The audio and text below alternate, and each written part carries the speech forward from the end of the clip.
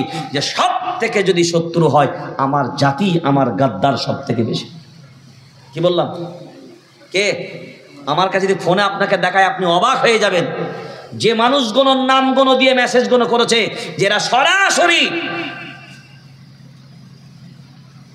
কারণ ব্রিগেড আন্দোলন যদি হয় ভারতবর্ষের নাম্বার 1 ঐতিহাসিক আন্দোলন হবে, আর ইনশাআল্লাহ আমরা করে দেখাবই। সব চক্রান্তকারীরা বহু চক্রান্ত করেছে। কোন কোন জায়গায় মিটিং হয়েছে, কারা নেতৃত্ব দিয়েছে, সব খবর আমাদের কাছে আছে। জাতির সামনে প্রকাশ করি না এই জন্যে যে বড় মুখগুলো জাতির সামনে প্রকাশ করে দিলে জাতি তাদেরকে চিহ্নিত করে ফেলবে। আমরা আল্লাহর সুপ্রিম কোর্টে মামলা দিয়ে দিলাম, আল্লাহ নিশ্চয়ই বিচার করবে। কেউ মনে মনে ভাবছে শুধু বুঝি আন্দোলন করার অধিকার আমাদের আছে আর বাকি মুসলমানের অধিকার নাই। আন্দোলন করতে হলে আমরাই করব, আর বাকিরা করলে গ্রহণযোগ্য হবে না। আমরা করলে ইবাদত আর বাকিরা করলে পাপ। কথা বলেন, সেটাই তো হচ্ছে। বলছে ব্রিগেডে যাওয়া যাবে না,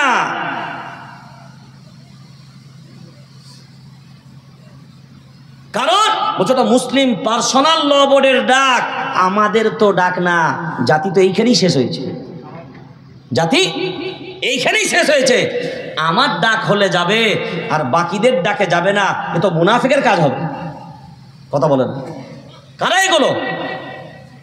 ন্যায় পক্ষে থাকার কথা আল্লাহর কোরআন বলেছে না বলেন? এতক্ষণ শোনালাম সত্যের পক্ষে থাকার কথা। এখন বলেন এই আন্দোলন সত্যের পক্ষে না মিথ্যার পক্ষে? এর বিরোধিতা করে যারা, তারা কারা?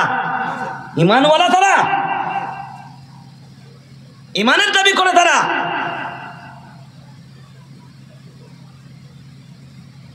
ওয়া মাকারু ওয়া মাকারাল্লাহ ওয়াল্লাহু খায়রুল মাকিরিন। 3 নম্বর পারা 16 নম্বর সাফার প্রথম আয়াত। শয়তানের সব চক্রান্ত আল্লাহ ব্যর্থ করে দেন। গতকালকে যদি আপনার বাংলার পরিবেশটা থাকতো, অনেকেই নিশ্চয়ই আপনারা সবাই কম বেশি দেখেছেন, হঠাৎ করে দেখি মাগরিব প্রত্যেকে আমার ফোনের ওপরে ফোন, এত ফোন রিসিভ করতে করতে আমার এই আখাটা পুরো ব্যথা, না তুললেও তো দোষ। সবাই বলে ব্রিগেড সমাবেশ বন্ধ। প্রচার করেছে যারা সবই তারা কারণ না কারোর অন্ধ। আল্লাহর ইহসান, আমরা কালকে রাত্রে হঠাৎ করে রাত্রি প্রায় 10টা-11টার সময় কলকাতায় আবার গিয়ে বৈঠক করে প্রেস রিলিজ করি। আজকের আল্লাহর ইহসান, অল ইন্ডিয়া মুসলিম পার্সোনাল ল বোর্ডের প্রেসিডেন্ট এবং জেনারেল সেক্রেটারি উভয়ের নেতৃত্বে ওনাদেরকে সাথে নিয়ে 26 এপ্রিল ব্রিগেডের ব্যাপারে পরিপূর্ণ সিদ্ধান্ত নিয়ে ওই ডেটেই ওই মাঠেই মুসলিম পার্সোনাল ল বোর্ডের ব্যানারেই সভা হবে। যত চক্রান্তকারী চক্রান্ত করেছে সব চক্রান্তকারীদের চক্রান্তকে ব্যর্থ করে দিয়ে ঈমানি দায়িত্ব হবে। প্রত্যেকটা মুসলমান তার যা যা আছে, যেমন যেমন ক্ষমতা আছে, যেমন তাদের লোকবল আছে, বাড়ির ভিতরে শুধু মহিলাগুলোকে রাখো, একেবারে অসুস্থ মানুষগুলোকে রেখে দাও, তাদের সেবা যত্নের জন্য 2-4 জন যাদের লাগবে, গ্রাম পাহারা দেবার জন্য যাদের লাগবে এদেরকে রাখো। আর বাকি সব ঈমানের চেতনা নিয়ে 26 এপ্রিল যাওয়া প্রয়োজন কোথায়? জোরে বলেন।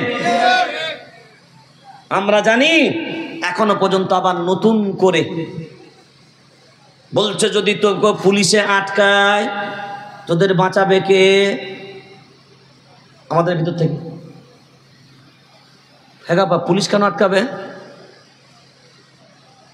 কেন আটকাবে? আমরা কি চুরি করতে যাচ্ছি? ডাকাতি করতে যাবেন? তো কেন আটকাবে? গণতান্ত্রিক পদ্ধতিতে এ সংবিধান আন্দোলনের অধিকার দিয়েছে, হ্যাঁ আর না?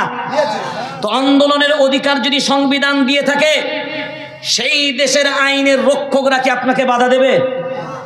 কথা বলেন। নিঃসন্দেহে আমরা আশাবাদী বাংলার প্রশাসন এই আন্দোলনের পক্ষে আছে, বাংলার শাসক এই আন্দোলনের পক্ষে আছে। তো তারপরেও আমাদের মাঝখানে ভয় ঢুকাবে যারা, বুঝে নিতে হবে নাম্বার ওয়ান মুনাফিক তারা। কারা? কারা? মুনাফিক। আর মুনাফিকগুলোকে চিহ্নিত হওয়া দরকার। আল্লাহর কোরআন সূরা তাওবার ভিতরে 10 নম্বর পারা 19 নম্বর সাফা, ওয়ালা তুসাল্লি আলা আহাদিন মিনহুম মাতা আবাদান ওয়ালা তাকুম আলা কবরি। মুনাফিকের জানাজায় আল্লাহর নবী আপনি যাবেন না, মুনাফিকের কবরে আপনি আল্লাহর নবী দাঁড়াবেন না। আল্লাহর নবীকে মুনাফিকের কবরে দাঁড়াতে বারণ করেছে, মুনাফিকের জানাজায় যেতে বারণ করেছে। তো মুনাফিকের সাথে মিশা কি হবে?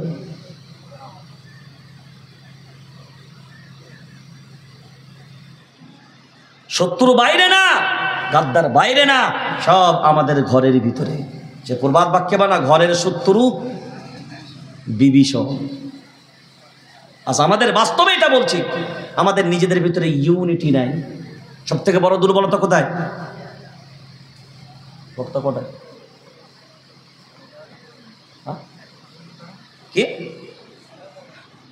আপনার কি আনলিমিটেড বলে কথা বলছেন নাকি? বক্তা নিয়ে আসেন। আপনার 11:15 হতে যাচ্ছে, আর 10 থেকে 15 মিনিট, 12:30 হয়েই যাবে। হ্যাঁ, সেইভাবে আপনার রেডি করুন। হ্যাঁ, এবার তাকান। আজ আমাদের মাঝখান থেকে আজকে অনেক জিনিস অনেক ক্ষেত্রে ভালো লাগলো যে আমরা আজকে বহু মাসলাকি দ্বন্দ্বের মানুষ, যারা বহু মাসলাকি দ্বন্দ্ব নিয়ে পড়ে থাকি, মাযহাবী দ্বন্দ্ব নিয়ে পড়ে থাকি। এখন আপনারা সাধারণ আম মানুষ, আম পাবলিক বিবেক দিয়ে বলেন, এখন এই বর্তমান সময়ে আর কি মাসলাকি দ্বন্দ্বের জায়গা আছে? আর কি মাযহাবী দ্বন্দ্বের জায়গা আছে? আর কি গোল টুপি লম্বা টুপির জায়গা আছে? আচ্ছা, এই ওয়াকফ অ্যামেন্ডমেন্ট বিল যেটা পাস করেছে, এটা গোল টুপির দিকে গেছে না লম্বা টুপির দিকে? আচ্ছা, কিয়ামের দিকে গেছে না বিনা কিয়ামের দিকে? জোর আওয়াজ দেন না রে ভাই। আচ্ছা, গোল জামার দিকে না চিরা জামার দিকে? আচ্ছা, ফুরফুরার দিকে না তবলিগের দিকে? আচ্ছা, দেওবান্দির দিকে না বেরেলির দিকে? আরে হানফির দিকে না শাফির দিকে? আরে মালিকির দিকে না আপনার দিকে? ফরসার দিকে না কালোর দিকে? কথা বলেন, জোরে বলেন। নামাজির দিকে না বেনামাজির দিকে? জোরে বলেন। কার দিকে? কার দিকে? কার দিকে? তবলিগ হলেও মুসলমান, ফুরফুরা হলেও মুসলমান, হিজবুল্লাহ হলেও মুসলমান, বেরেলি হলেও মুসলমান, আজানগাছি হলেও মুসলমান, পিয়ারডাঙ্গা হলেও মুসলমান। এক কথায় কালিমাওয়ালা মুসলমান তো আমরা সবাই। কালিমাওয়ালা মুসলমান তো আমরা সবাই। আল্লাহর ইহসান আজকেই শুধু নয়, দীর্ঘ কয়েকটা বৈঠক আমরা দেখেছি।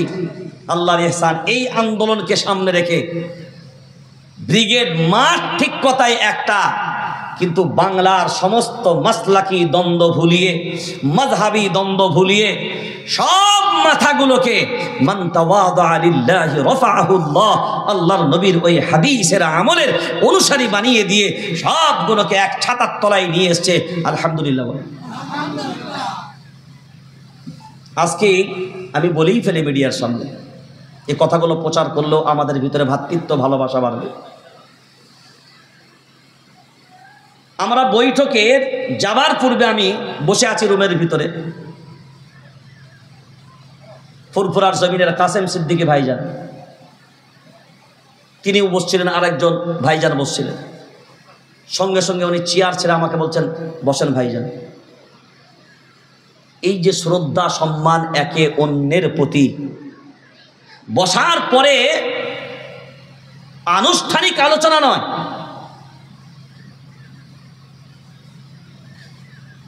কিন্তু আমাদের মাঝখানে যে ডিসকাসগুলো আমরা করছিলাম, উনিও বললেন, আমরাও বলছিলাম, আরো ওলামায়ে কেরাম যারা ছিল, আর আমাদের নিজেদের ভিতরে মাসলাকি দ্বন্দ্ব করলে চলবে না।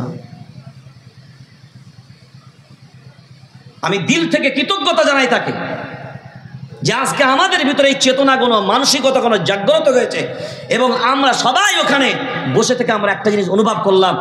আমি নিজেও বললাম যে ভাই, আজকের কিন্তু আম পাবলিক তারা এই বিরোধ আর চায় না, এই দ্বন্দ্ব আর চাই না, এই ঝগড়া আর চাই না।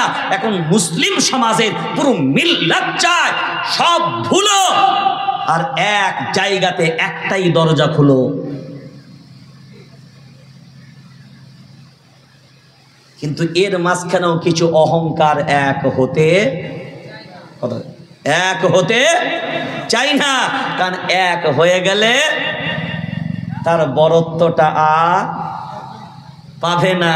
চেয়ারের যে ওজনটা ছিল এটাও আর থাকবে না। ওই জন্য আপনাদেরকে এক হতে যখন যাবে, এক হতে দেবে না। আর এক হতে দেবে না যে, বুঝে নিতে হবে শয়তান সে, কারণ শয়তানই এক হতে দেবে না। এক হলে পরাজয় হবে শয়তানের, আর জিত হবে আমার রবের। রব এক না দুই? জোরসে বলো। এক।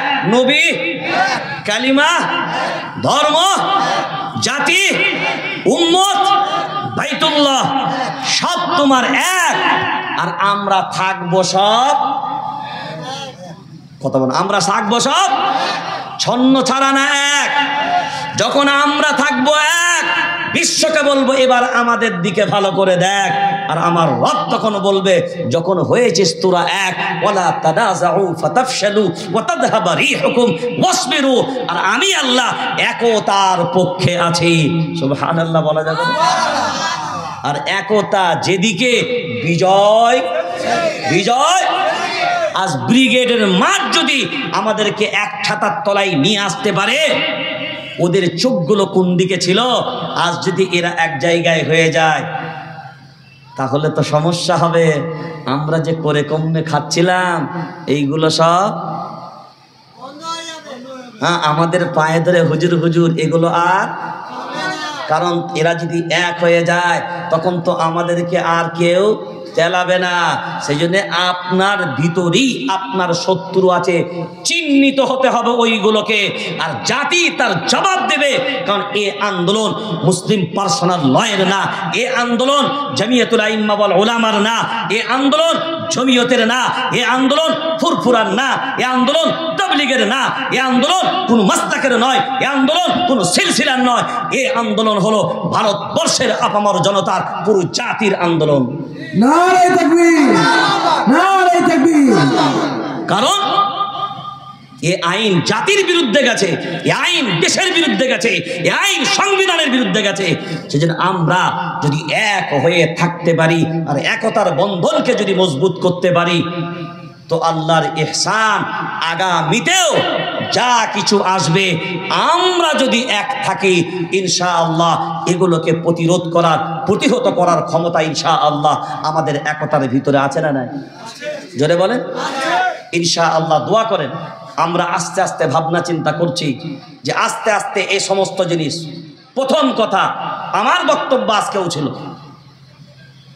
জলসার স্টেজ থেকে যে সিলসিলা, যে মাসলাকের, যে মাযহাবের বক্তা বক্তব্য রাখবে,